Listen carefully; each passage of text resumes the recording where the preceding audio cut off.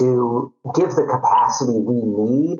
I mean, whether it's one, generating capacity, but also, really importantly, transmission capacity to get power where it needs to go, substations, all those sorts of things.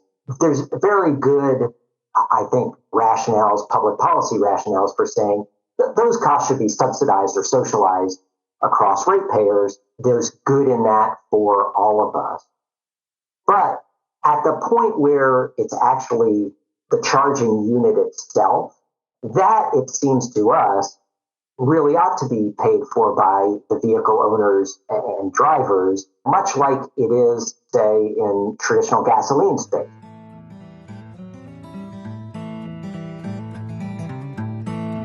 To serve a rapidly growing fleet of plug-in electric vehicles, the United States is going to need a lot of public chargers to refuel them. Many electric utilities are interested in building those chargers because their business model allows them to earn a profit on each charger they build. But would monopoly ownership have unexpected costs? Joining me in May 2024, Doug Kantor, General Counsel for the National Association of Convenience Stores, explains why a competitive market would serve consumers better and why his members are better suited to provide vehicle fueling where customers are, whether it's gas or electric. I'm John Farrell, Director of the Energy Democracy Initiative at the Institute for Local Self-Reliance, and this is Local Energy Rules, a podcast about monopoly power, energy democracy, and how communities can take charge to transform the energy system. Doug, welcome to Local Energy Rules. Thanks so much for having me. Well, I'd love to start off with my guests by just asking them, how did you get into this work? What took you along this path to be representing convenience stores on these questions of policy? Well, let's see. I moved out of the administration, Clinton administration, many lives ago at the Department of Housing and Urban Development in 2001. And one of the first clients I started doing work for was the National Association of Convenience Stores. I had no idea how broad a set of issues they had and how much of our daily lives they touched. But once I found out, I was super interested and have represented them ever since. That's so great. Now, help me understand a little bit, like you said, that there's these very broad issues that convenience stores are interested in. Why are convenience stores showing up in regulatory proceedings about the infrastructure plans of investor-owned electric utilities? What is the crossover here between convenience stores and electricity? So the crossover is this. Convenience stores sell about 80% of the motor fuels that we all buy every day. This is the typical gas station, if it's got a store, which virtually all of them do now. Some of our industry doesn't have gas, but it's 150,000 stores across the country. They're everywhere.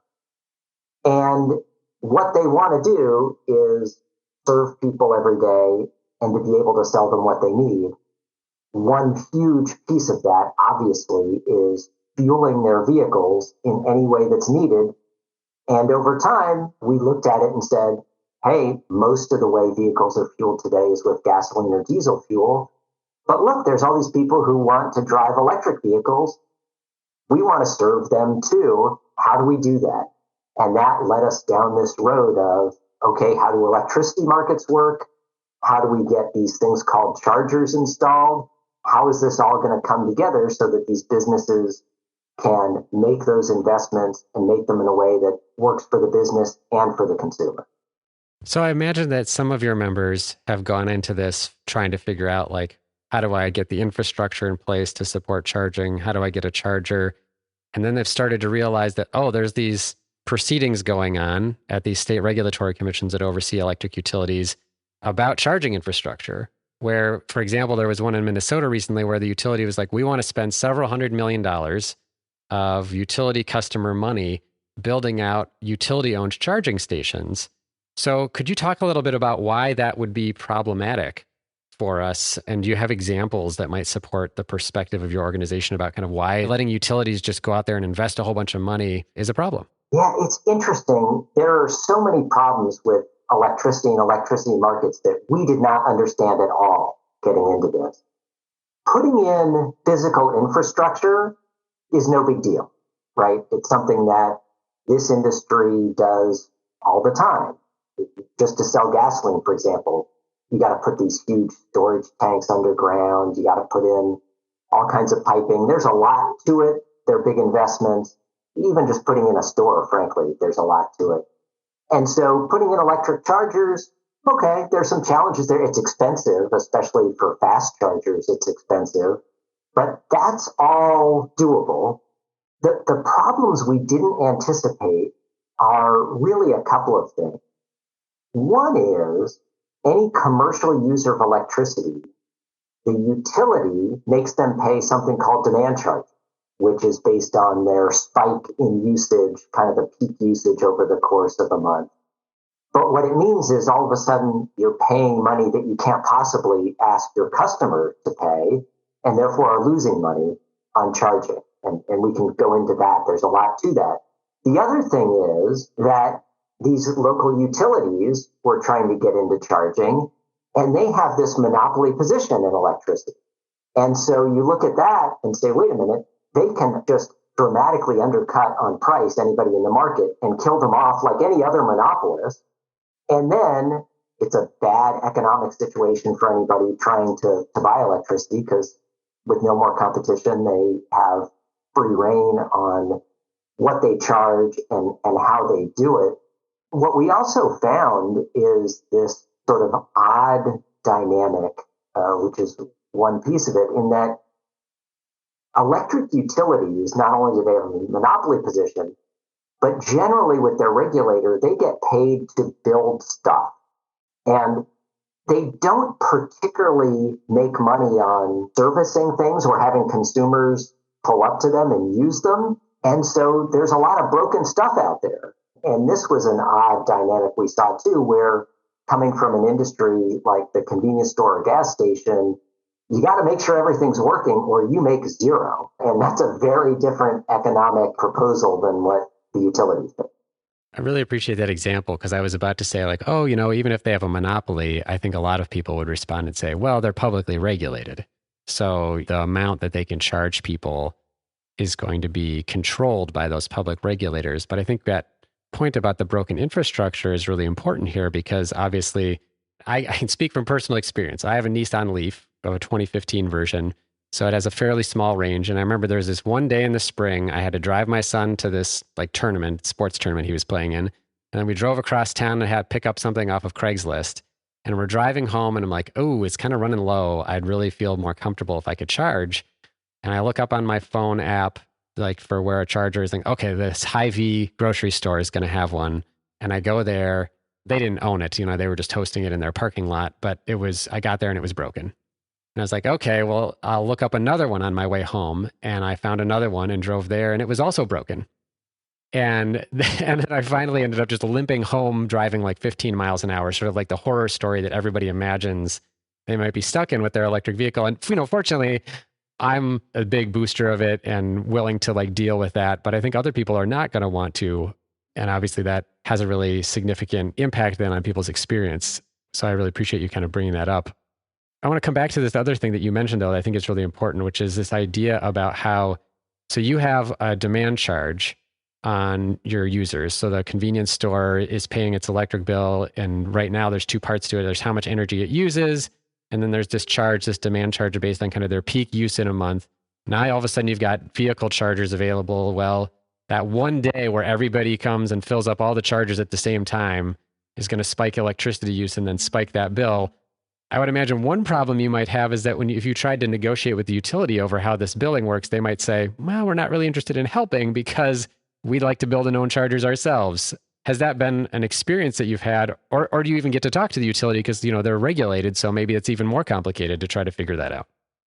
So that is very much an experience we've had. We have had members talk to some of the utilities, and I will say there are some out there that have tried some things and tried to be helpful. Usually those are not the investor-owned utilities, but some of the others have tried to do some things over time. But what we found with far too many of them is, one, they're not so interested, and who knows exactly why, but as you note, they may have other motivations there. But two is utilities, and I think most of us as consumers can probably identify with this, they're not really engineered to be customer friendly, right? They're not looking to make you happy to kind of do things the way they do them. Even the billing, and very similar for our business members as it is for us as individuals, is incredibly confusing. Because as you point out, there are sort of two buckets of charges, right? It's how much energy you use, but there are multiple different rates you may pay based on time of day. And then on top of it, for our guys, there's this demand charge, which, just to give you a sense of the scope of what we're talking about, just one charger, one fast charger being used at one time requires a sudden spike in electricity usage that's equal to all the other store's operations combined, right? Refrigerators with soft drinks and beer getting cold, the electric pumps bringing gasoline up, all the lighting, all that sort of stuff. Just one charger, it's a lot of electricity at once. And so our members often, what you're talking about is more than $1,000 on their monthly bill. And it's unpredictable because then if you get two or three people charging at the same time, then it can be much higher. So with this unpredictable extra amount, the problem is they can't make customers pay that, and eating that cost is a big drag on things. So yeah, it's been very difficult to get these utilities to be responsive to this problem. And that means, frankly, lots of the stores that are doing this today are doing this sort of hoping and betting on the future, but not really making money on it today. And in fact, often losing money. Thinking about pulling the thread about the difference between a convenience store investing in electric vehicle charging versus the utility, you kind of implied before, and I think this is obviously true just from the design of their business model. Utilities make their money by building infrastructure. So I'm thinking about this Minnesota proposal again.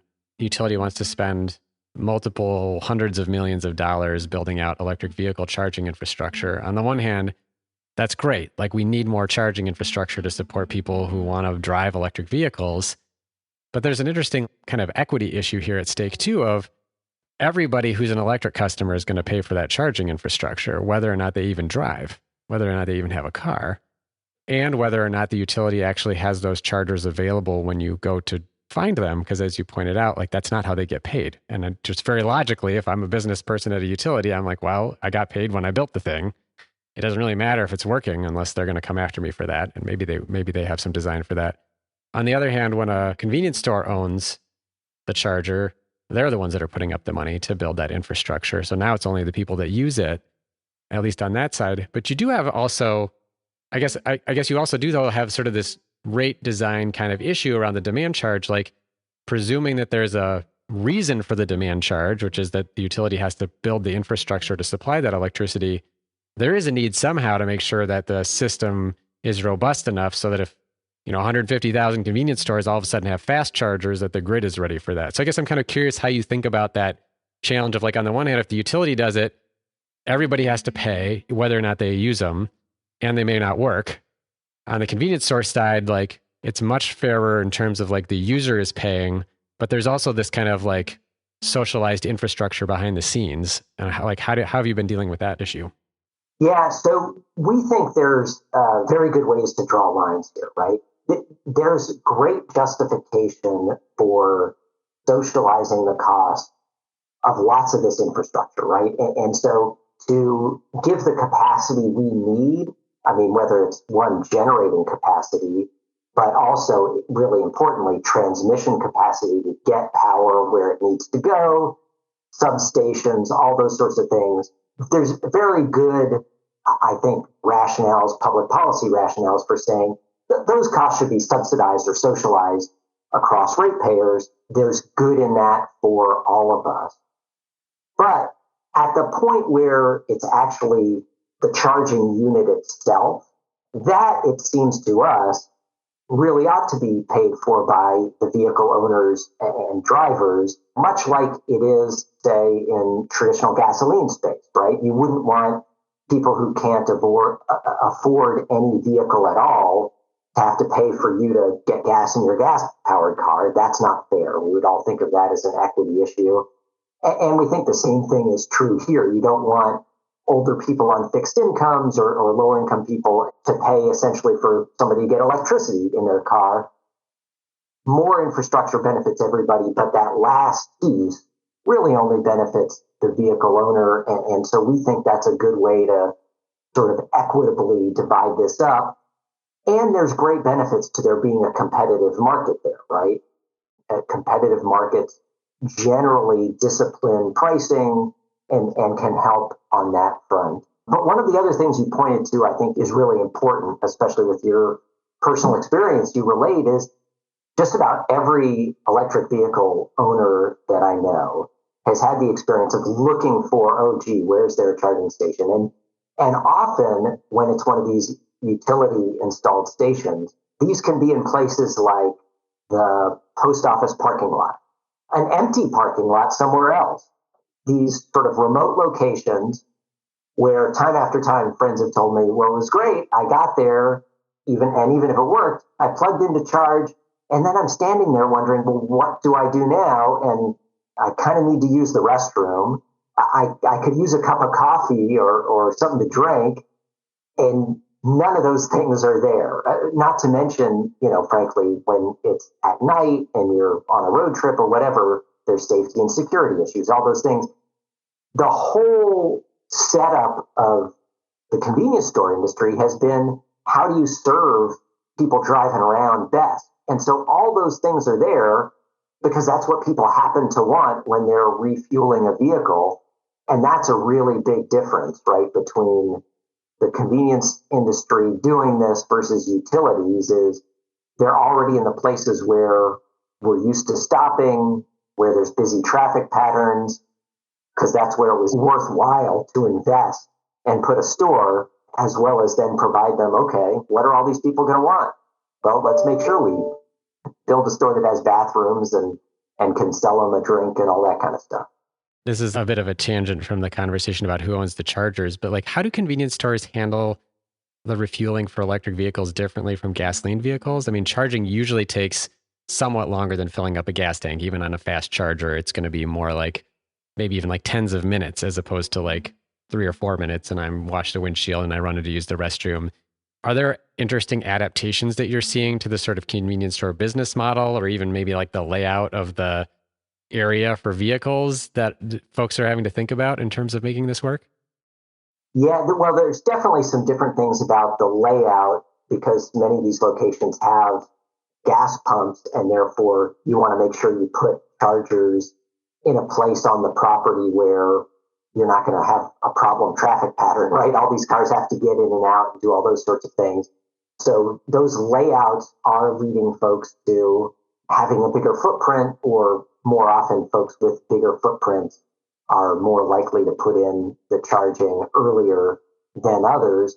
But there is an evolution in the business model as well, where what more and more the industry is doing, and this pattern was there before, but it's really been accelerated by it, is they're frankly investing in having much better food and food offerings made to order, whether it's sandwiches or other things, and kind of serving folks who might be there for, 20 minutes instead of 3 to 5 minutes. And so you find when that's your customer base, they're going to want different things. And so the industry's got to respond to that. And food is a big piece of it. All of us, especially if you're sitting there doing nothing, realize, hey, I'm hungry. Yeah. It seems like it would especially fit too. I'm thinking about, as someone who does a lot of road trips and enjoys them, the kinds of stops along an interstate highway often are larger places. Now they've got like a branded restaurant that's part of the convenience store, like a Subway or maybe even some other kind of restaurant. Like it already is inviting you to stay for a while. So I can see what you're saying about like with the electric vehicle charging, maybe that one isn't as complicated because you likely have room. Those stops on the interstate is often like the only thing there. There's like one or two places there. That's intriguing. Anyway, thanks for indulging me with that question. I was just kind of curious, like how your members are thinking about that change to their business model.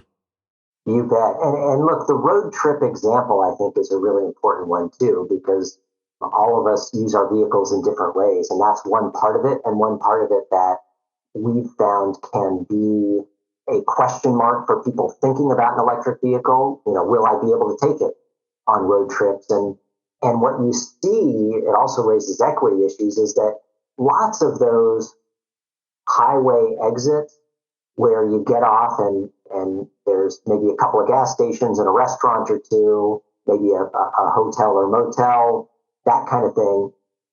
In many of those communities, that is the biggest part of the tax base of that community, is just right there at the highway exit and those handful of businesses there.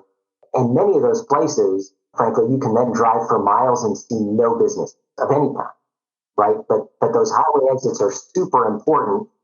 And the tax base to those localities, especially rural localities, is super important. And that's a big piece of it. You start having that experience get taken away by, say, utility-owned charger or things of that nature, and that tax base can dry up. And that is a huge problem for those local communities that have really developed because they have a highway exit. And that's been the basis of a lot of that rural development over time. So it's a key thing to think about. It's not only where people stop and is convenient for them, but our society's grown up around these kinds of patterns.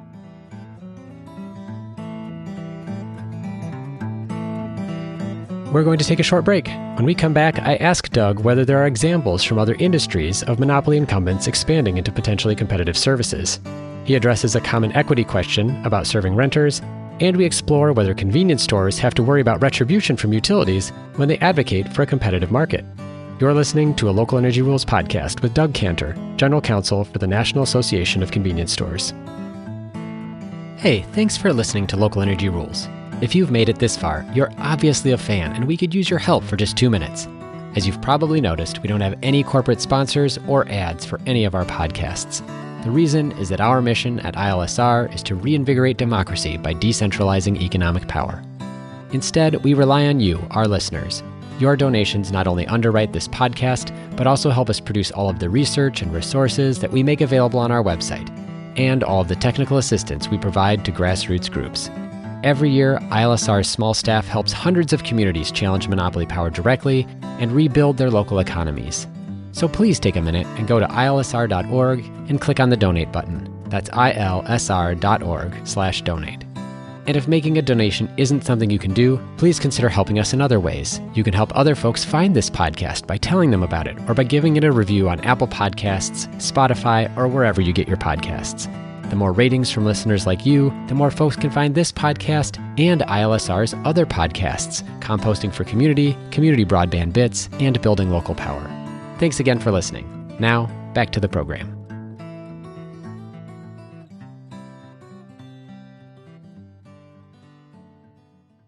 That's super interesting. I never would have thought of that in terms of the meaning that it has for the local community.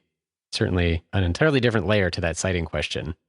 I was kind of curious, coming back to the issue of utility ownership of the infrastructure, do you see any parallels between how electric vehicles and their sort of monopoly over electricity distribution moving into electric vehicle charging and other industries where that kind of thing has happened, where maybe an industry that's dominant in one place is now all of a sudden getting into a place that could at least be more delivered more competitively?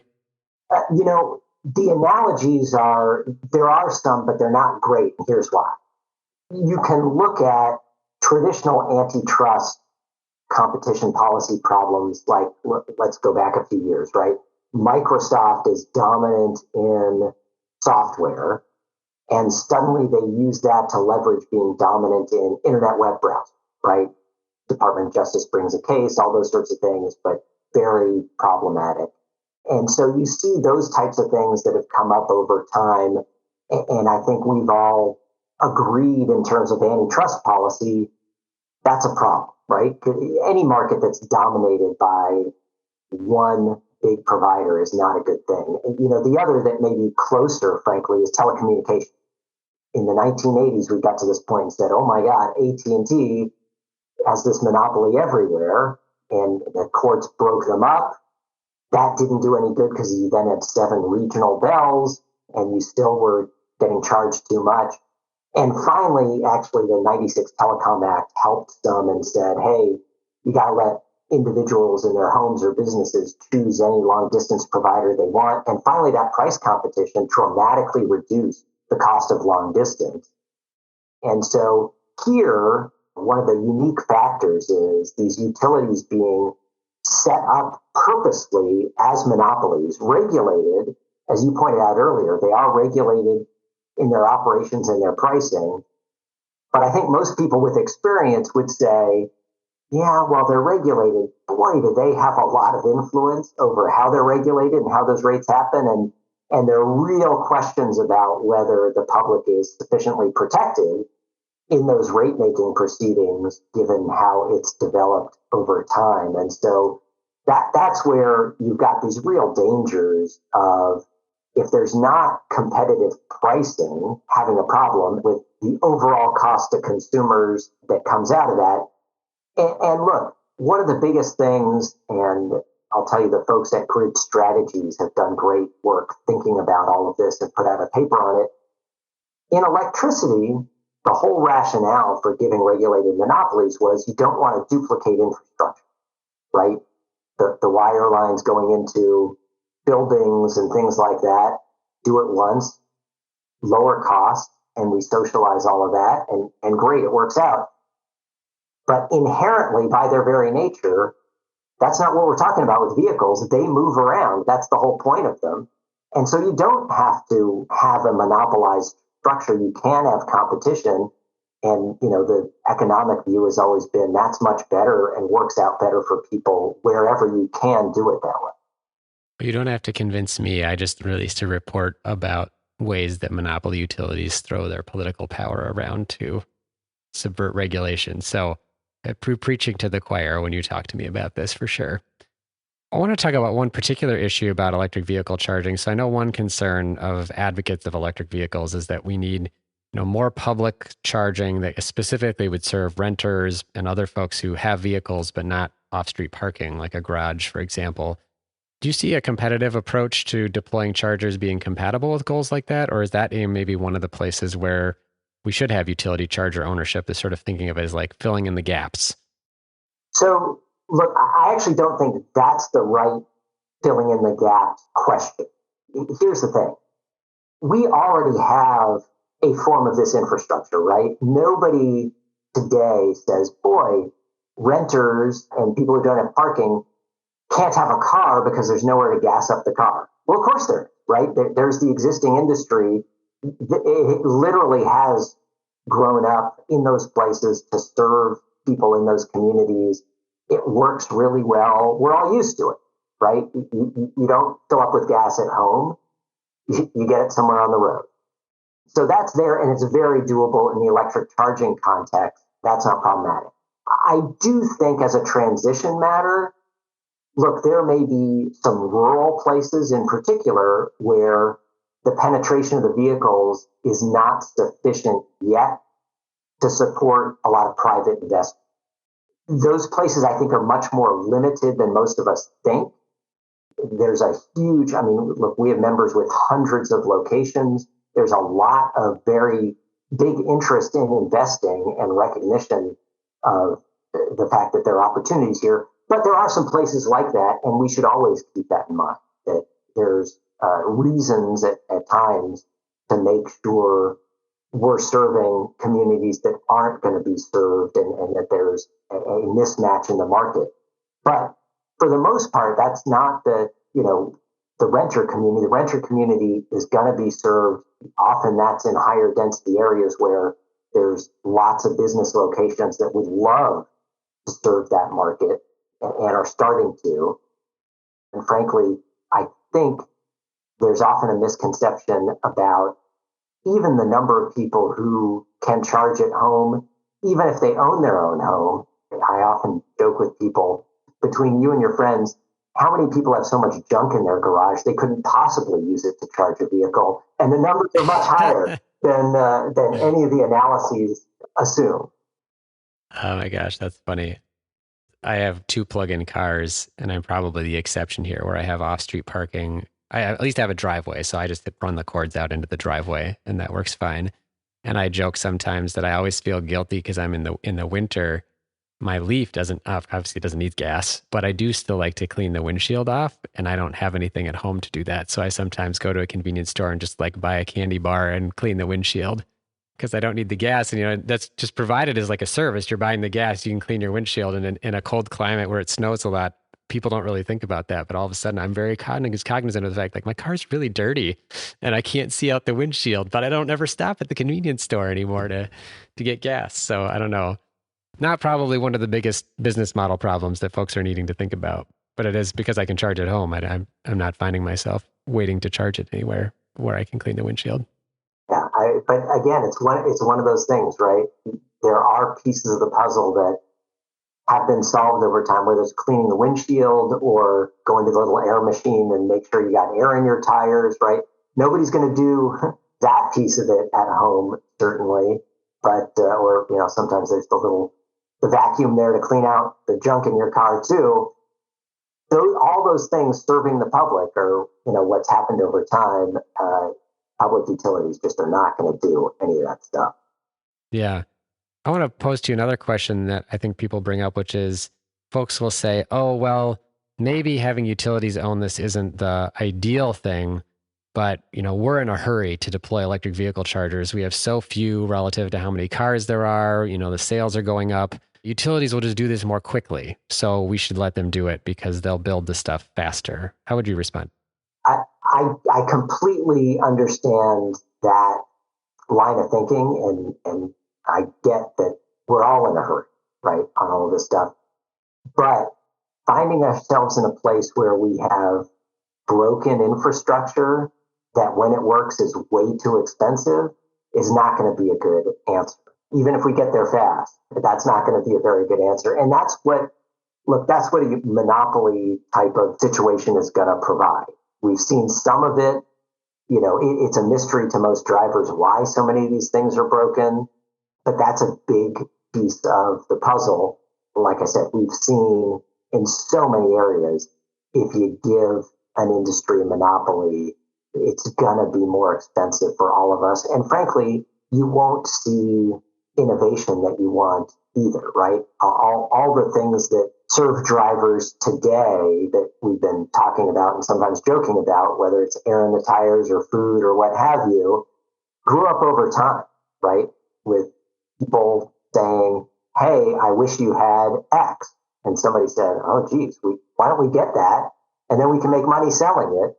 That's an iterative process that with monopoly providers just doesn't occur in the same way. I think what I hear you saying is that those things that spin the like slushy or icy or whatever would not have been invented by a monopoly convenience store company that is only the result of competition to try to attract people. And how much worse off would the world be without those? We probably don't have to answer that question. The last question I have for you is, even if utilities are prohibited from owning electric vehicle chargers, which has been how some states have responded to this issue, they're still managing the grid connection process for the independently owned chargers, and they're managing the rate design for that as well. So there's kind of two parts to it. There's like the hardware connection piece to be negotiated, as well as the billing for that, as you mentioned about like demand charges. Do you have concerns about your members having fair grid access when you're also showing up in these public proceedings, basically advocating against the utilities doing what they would see as something very profitable, which is the chance to own these vehicle chargers? The short answer is yes. It's scary. These utilities do have a lot of power, not only in the rate making processes, but just in the political process in all these states generally. And so it's a tough thing to take on. And lots of times these local business owners are worried about whether you call it retaliation or something else. It is a worry. One thing I would say, though, too, is look, there is an argument for just barring utilities from owning these chargers and saying, go up to a certain line and that's it. We haven't quite taken that position. Our view has been as long as we can create a competitive playing field, great. Let the utilities try it and try to compete. You got to make sure the pricing works and the fair access to infrastructure, all those things work. But then, you know what? If they can design a better mousetrap and outcompete, whether it's the local convenience store or, look, we're seeing these things at grocery stores and other places too, good for them and good for everybody if they can do that on sort of a level playing field basis. That's really the key from our perspective. And it's not then hey, let's slow down development because utilities can't do it. It's just, no, let everybody do this on an equal basis. And then you get private investment and some public investment and see how that goes. Do you have, I want to follow up on that because I'm kind of curious if you have an example of a state or place where you feel like that's been done successfully. Because the skeptic in me says, well, as long as the utility basically like owns the grid and is in charge of that process of connecting things, as long as the utility is in charge of the like the billing process, I mean, are you essentially saying like what you'd want to do is sort of like firewall between the utilities operations side and their EV charging side, and they have to like sort of spin off their own EV charging business that then goes through the same connecting process, pays the same fees for charging that your members would pay? Not sure I've thought it through that well, but that's a great idea. What we've talked about is, look, making sure kind of the charging part of the utilities business pays the same thing to get electricity that the private business does, so that there's some pricing parity there. Dealing with the demand charges, those kinds of things have been our big concern. A lot of this look is there's experiments happening on the fly. Georgia actually passed some interesting legislation which did a couple of things. It sort of said, hey, the first option for charging locations that they're doing through grants and otherwise throughout the state is going to be private sector.